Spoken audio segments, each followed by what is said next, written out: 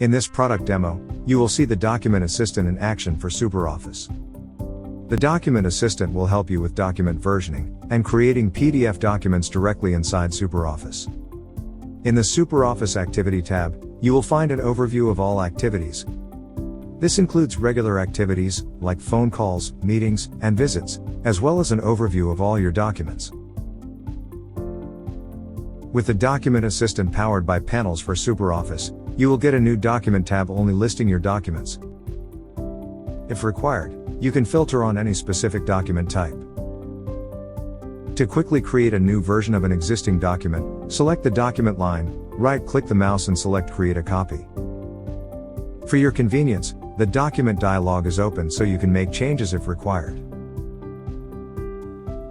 The new version of the document will appear directly inside the Document tab.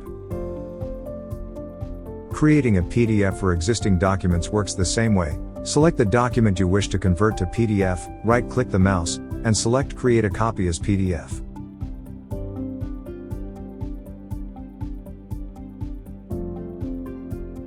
We use the latest techniques to convert your document to a perfect PDF file, making sure that no formatting is lost.